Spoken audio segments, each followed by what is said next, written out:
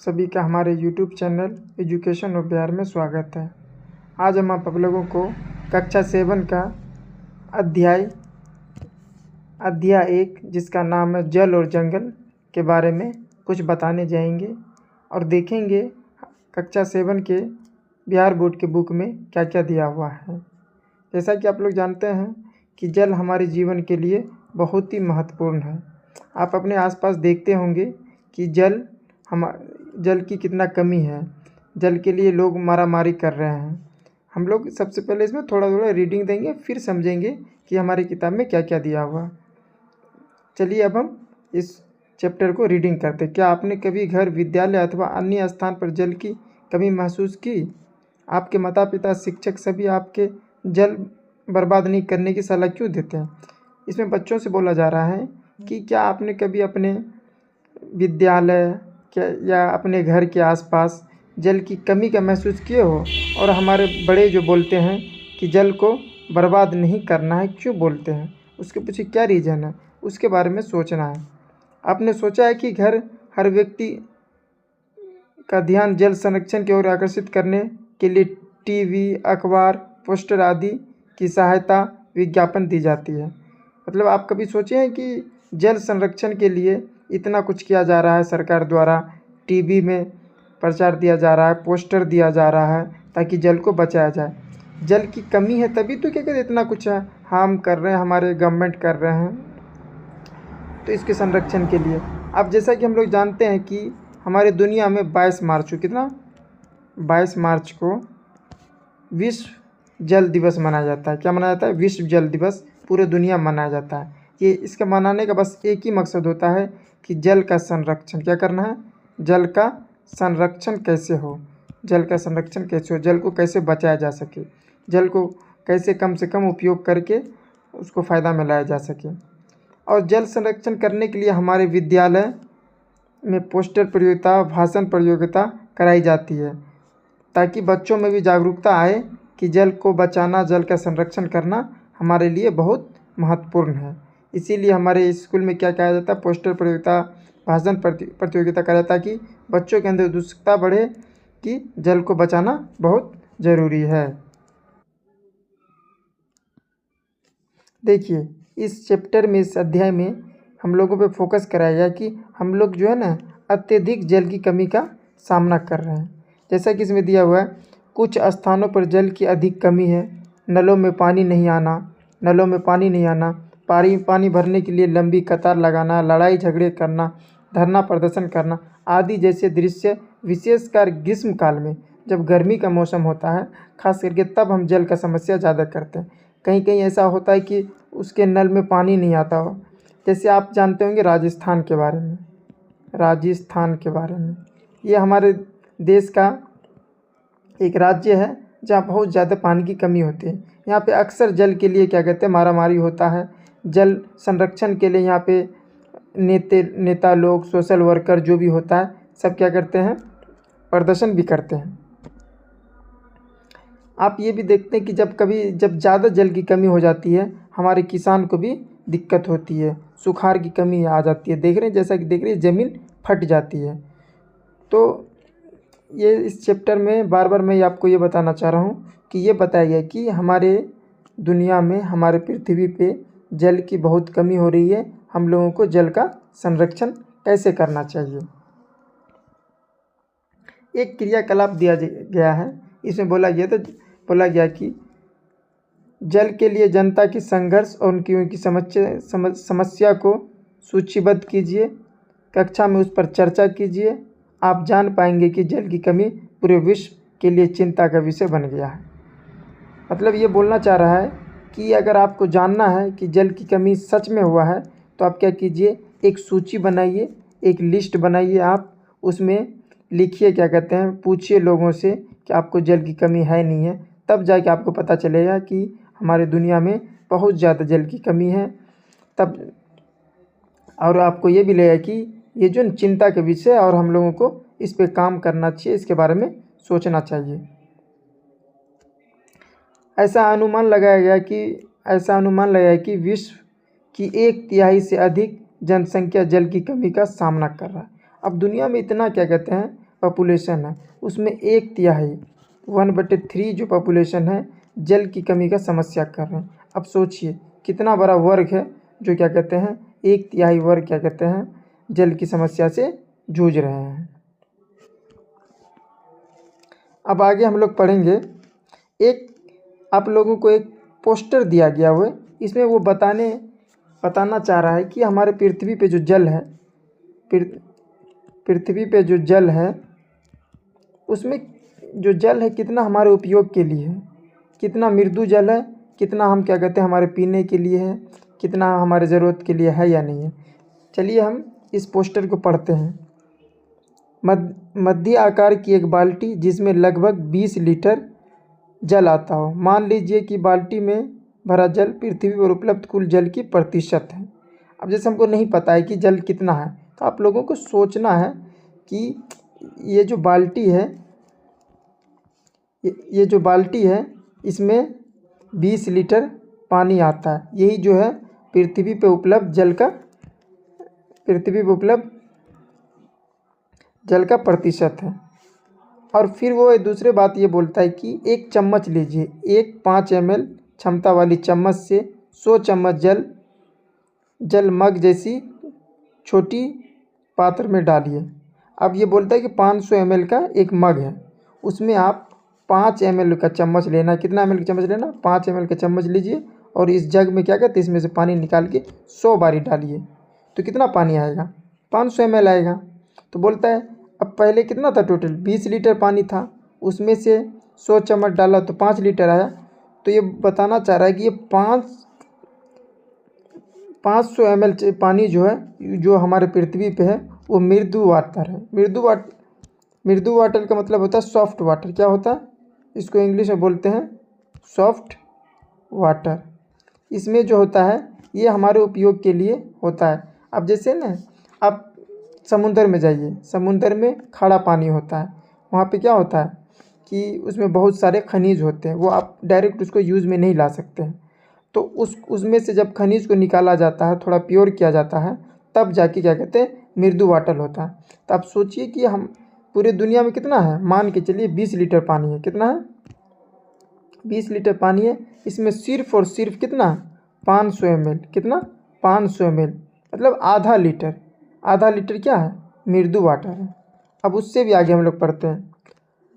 अंत में मग में से 1/4 चम्मच है ना, 1/4 चम्मच जल निकालिए। ये विश्व के सभी नदियों झीलों में उपस्थित कुल मृदु की मात्रा को दर्शाती है।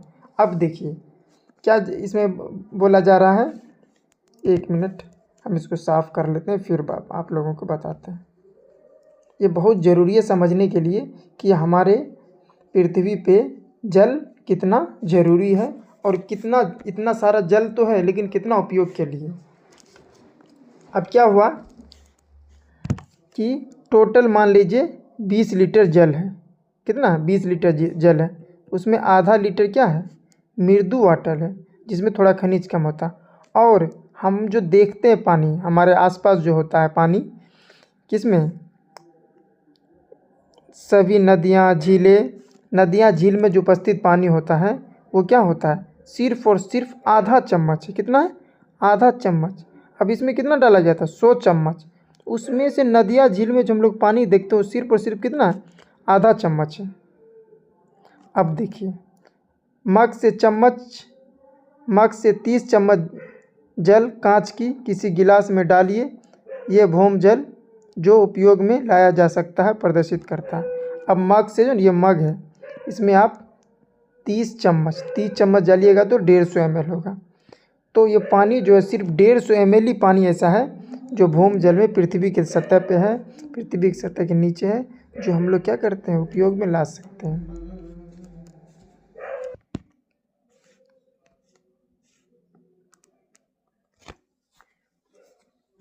अब आप लोग ये पता लगा सकते हैं कि हमारे पृथ्वी पे हम लोग सोचते हैं पानी तो बहुत है, लेकिन हमारे उपयोग के लिए कितना? हमारे उपयोग के लिए सिर्फ मानिए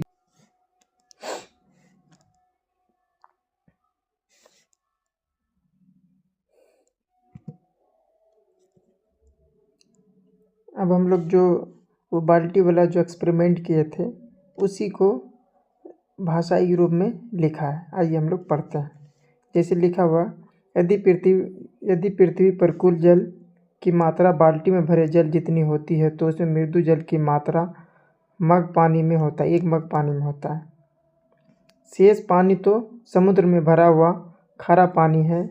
मृदु जल भी अधिकांश तो हिमगंधे, ध्रुवीय बर्फों और पहाड़ों की अस्थायी बर्फ के रूप में है, जो हमें आसानी से उपलब्ध नहीं है। हमारे उपयोग के लिए तो भूमिगत जल व झील, नदियाँ का जल ही बचता है। यह कुल जल का मात्र 0.006% ही है। अब इसमें बताया गया कि जैसे बाल्टी में जो पानी था, मतलब तो उसमें 1 मग पानी तो कौन था? मृदु जल था। मृदु जल भी क्या है? अधिकांश मृदु जल किसमें?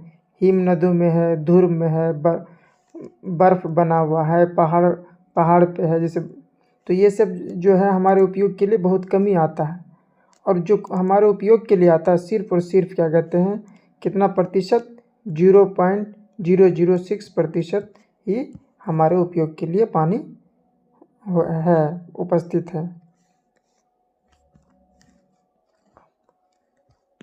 अब आगे लिखा हुआ है, क्या इसी जानकारी से आपको इस जानकारी से आपको चिंता हो रही है? ये जानकारी आप अपने दोस्तों, घर परिवार व अन्य समुदायों के लोगों में भी बांट सकते हैं। अब ये बोला कि कितना मतलब सोचने वाली बात है कि पानी इतना ज़्यादा है, लेकिन हमारे लिए सिर्फ उपयोग के लिए कितना प्रतिशत है? 0.06%। मतलब 100% में से सिर्फ और सिर्फ कितना है? 0.06%। मतलब 1% भी नहीं, उससे भी क्या है? बहुत कम है।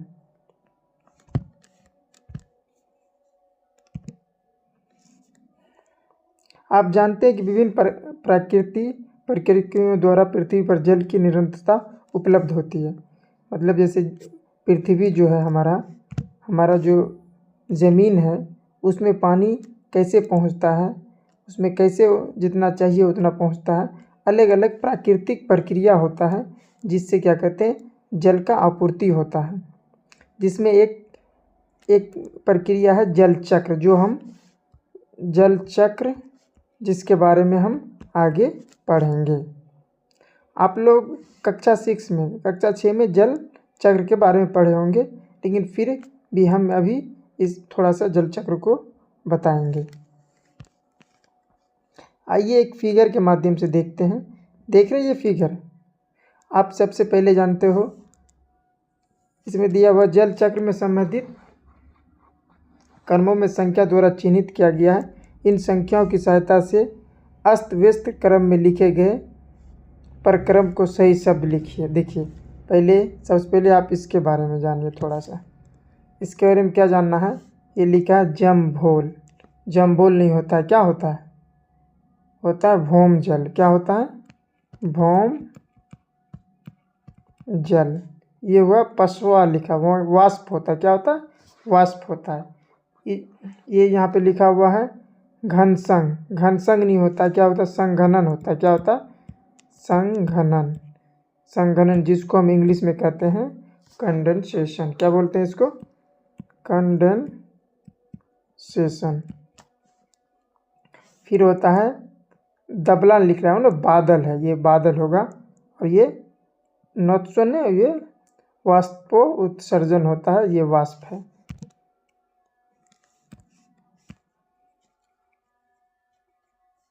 देखिए, इसमें जल चक्र का एक फिगर बना हुआ। जल चक्र है क्या? जल चक्र एक प्रक्रिया है जिससे क्या कहते हैं, हमारे पृथ्वी पर जल की आपूर्ति होती है। अब क्या है, बारिश हो रहा है, फिर क्या कहते हैं, अब नदी है, अक्सर आप देखते होंगे ये समुद्र में पानी का नहीं कम रहा, ज़मीन के अंदर पानी है, कमी तो हो रही है, लेकिन क्या कहते हैं अब अगर पानी नहीं होगा तो क्या कहते हैं, ये पेड़ जो हरा भरा वो सब क्या होगा? नहीं होगा। तो जल का आपूर्ति कैसे होगा, कैसे होता है? विभिन्न प्रक्रिया से होता है। इसमें एक प्रक्रिया है जल चक्र। अब हम लोग जल चक्र के बारे में पढ़ेंगे। जल चक्र का क्या काम है कि हमारे प्रकृति को पानी उपलब्ध करवाता है। देखिए जल चक्र काम कैसे करता है। सबसे पहले हम लोग ज़मीन के नीचे वाला जो पानी है इसको हम कहते हैं भौमजल। भौमजल क्या होता है, फिर वाष्प बनता है। क्या बनता है? वाष्प बनता है, वेपर बनता है। क्या बनता है? वेपर बन के फिर वो बादल में बनता है। और वाष्प से जो बादल बनता है ये किसके मदद से बनता है? संघनन की मदद से बनता है, जिसको हम इंग्लिश में कहते हैं कंडेंसेशन कहते हैं।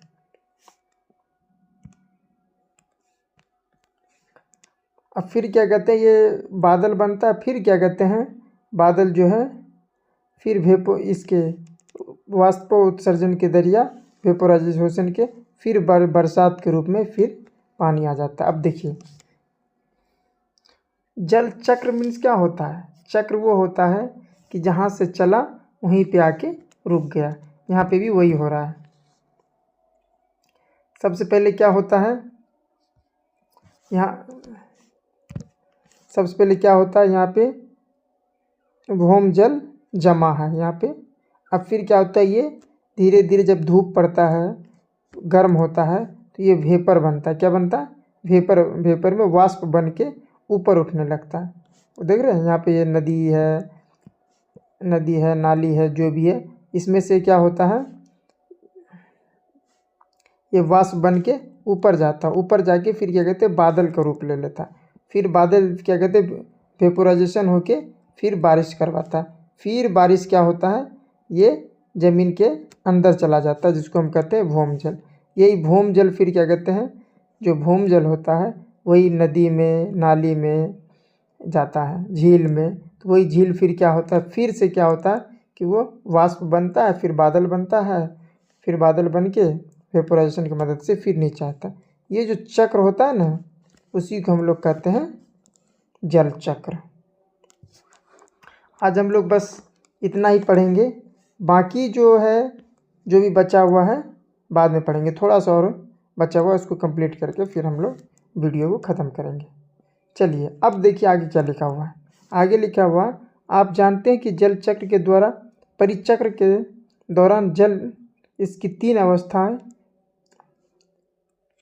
ठोस, बर्फ, द्रव, गैस।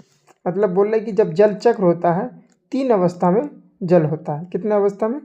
3 अवस्था में। अब वो 3 अवस्था कौन कौन सा है? ठोस अवस्था, फिर क्या कहते हैं,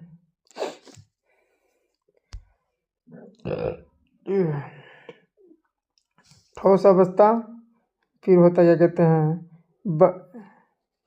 बर्फ, सॉरी 1 मिनट, थोड़ा गलती हो गया, माफ़ कीजिएगा, मेरा ध्यान इधर उधर चले गया। क्या बोल रहे थे अभी हम?